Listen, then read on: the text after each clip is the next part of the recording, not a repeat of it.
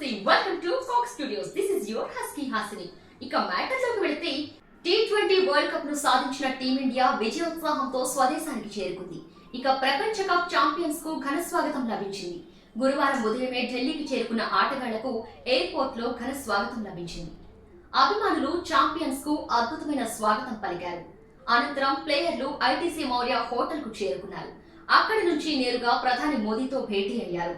మోదీతో కలిసి ఆటగాళ్లంతా బ్రేక్ఫాస్ట్ చేశారు. అయితే ఈ భేటీలో ఓ ఆసక్తికర విషయం చర్చనీయాంశంగా మారింది. ప్రపంచ కప్ ను ప్రధాని మోదీ ముట్టుకోలేదు. దానికి కారణం ఏంటంటే T20 వరల్డ్ కప్ టైటిల్ తో స్వదేశానికి చేరుకున్న భారత జట్టుకు అపూర్వమైన స్వాగతం లభించింది. అనంతరం ఆటగాళ్లంతా ప్రధాని మోదీతో భేటీ అయ్యారు. ప్రధాని నివాసానికి వెళ్లి ఆయనతో కలిసి అల్పాహారం సేవించారు. ఆ తర్వాత మోదీ ప్రతి ఒక్క క్రికెటర్ ను ఆప్యాయంగా పలకరించి అభినందించారు. ఈ క్రమంలో వరల్డ్ కప్ ను మోదీకి అందించారు టీమిండియా క్రికెటర్లు. ఇక్కడే ఓ ఆసక్తికర సంఘటన చోటు చేసుకుంది. ప్రపంచ కప్ ను మోదీ ముట్టుకోలేదు.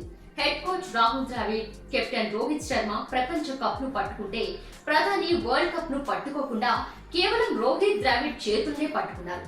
ప్రస్తుతం ఈ ఫోటో సోషల్ మీడియాలో విపరీతంగా వైరల్ అవుతోంది. దాంతో ప్రధాని ఎందుకు వరల్డ్ కప్ ను ముట్టుకోలేదు అన్న ప్రశ్నను లేవనెత్తుతున్నారు నెటిజన్లు.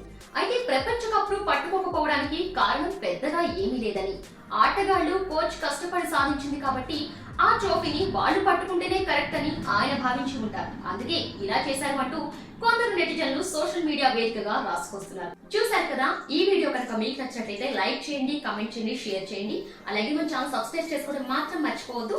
పక్కన ఉన్న బెల్ ఐకాన్ కూడా క్లిక్ చేయండి. Thank you.